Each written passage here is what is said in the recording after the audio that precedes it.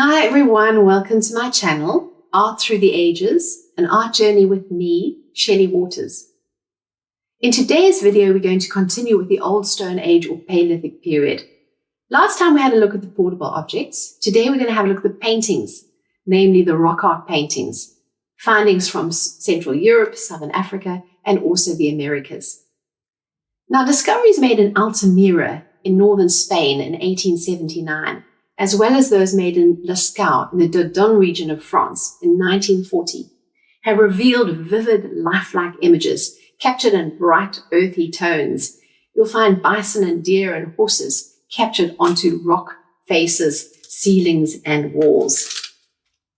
Now, the Altamira findings are of special relevance because here it was the first cave that prehistoric art paintings were discovered. What is particularly impressive is the polychrome ceiling. Extinct bison, doe, wild boar are captured in various tones and in various poses. Now, in both caves, the artist would have used ground pigments from the local rocks as well as charcoal from the fire, and they would have applied the images with a reed or quill and also using bark to capture the images onto the cave walls as well as ceilings. What is very interesting is that they combine these pigments with animal fat to create varying tonal intensities and hues. What archaeologists also noted is that they used the undulations of the cave and also the rock formations, which they were able to bring into the animal anatomy. And all this has achieved a magnificent three-dimensional effect. What archaeologists also discovered is that although human occupation was mostly at the cave entrance, these images will go way back into the dark recesses of the cave. And this is what has led archaeologists to believe that, together with the fact that many of these images of prey were overlapped, they were actually created as part of a magic ritual. They were believed to bear magic powers that could, in effect, affect a fortuitous hunt. In essence, what they were doing is that they were bringing these images of prey closer to the grasp of the hunter, encouraging them on their hunt, no matter the formidable task ahead of them.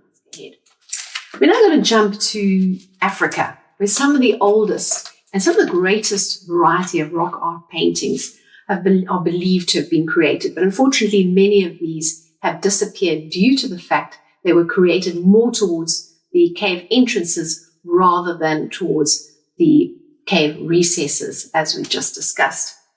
Nevertheless, one can see rock art images in some 30 countries in southern Africa, believed to be mostly by the San or Bushmen, totaling some 10 to 20 million images. We're going to have a look at some of the oldest known rock art paintings. And these were believed to come from the Apollo 11 rock shelter in southern Namibia, in the Ice region, the Transfrontier Park. Now, I'm wearing my tiger's eye in celebration of the beautiful gems that one can find in this region, in the Richtersveld Ice of southern Namibia. The findings, which include 7 quartzite slabs bearing images of animals, created in charcoal, ochre, and white, are believed to be contemporaries with some of the earliest findings of Europe from the Old Stone or Paleolithic period. Called the Apollo 11 findings because they were discovered at the time of the Apollo 11 mission in 1969. In keeping with Southern Africa, we're now going to have a look at some rock art paintings from the Matoba Hills in Zimbabwe, where some 300,000 images have been discovered. We see images of kudu, an antelope, giraffe, a zebra, etc. So the African animals captured onto the cave walls using an incision method where they actually scraped the images with a sharpened tool into the cave walls, and also the painting method using the ground rock pigment and applying that to the cave walls with the animal fat, but also bird droppings. We see a lovely color palette. So the ochres, we see yellows, but we also see a beautiful array of violets as an introduction into their color palette. Now, in keeping with Africa, we're going to have a look at some of the South Africa depictions by the Sand Bushmen, which can be found in abundance in the area of the Drakensberg and also Cape. And I'm sure many of you viewing from South Africa would have seen these beautiful sand art from this region, as I have. You'll see the 3 tiers depicted, which is a reference to the spiritual world in the above, the earthly world, and also the underworld depicted. These, in essence, are windows into the sand culture. They're believed to be more contemporary to the ones I've just spoken about. The Apollo 11, we mentioned contemporary with some of the earliest findings from Europe. The ones from Matto Hills, believed to be some 20,000 years according to carbon dating, whilst the ones that we find in South Africa, for the most part, more contemporary, from 3,000 years to quite contemporary to the 1800s.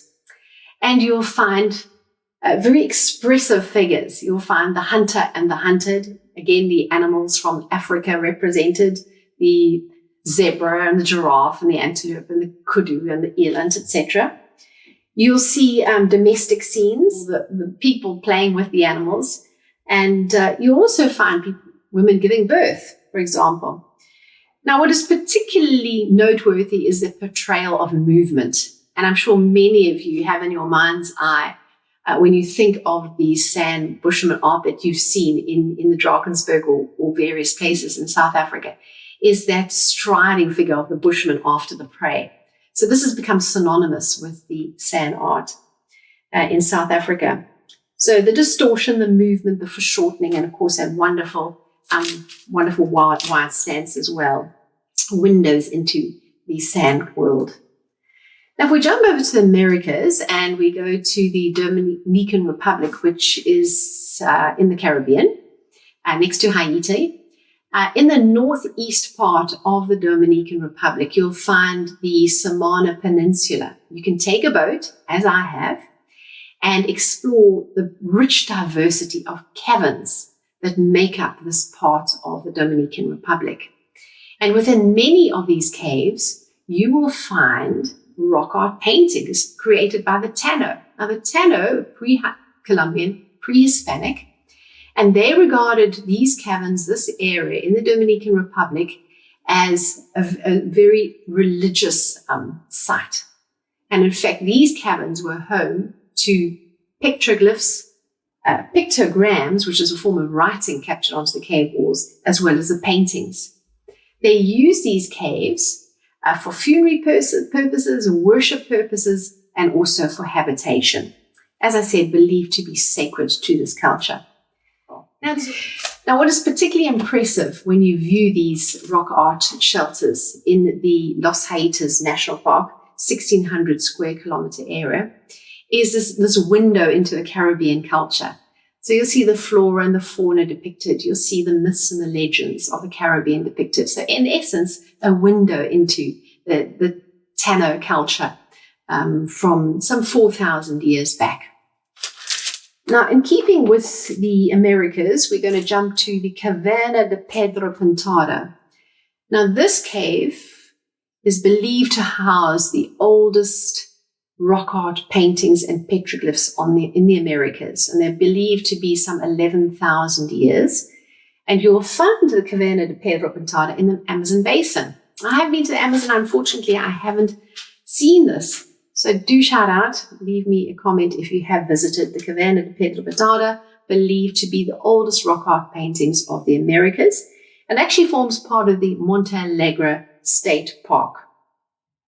You'll find stick figures, you'll find domestic scenes, you'll find a number of geometric designs as well, using the rock art pigments, as well as kaolin to create the handprints onto the rock surface.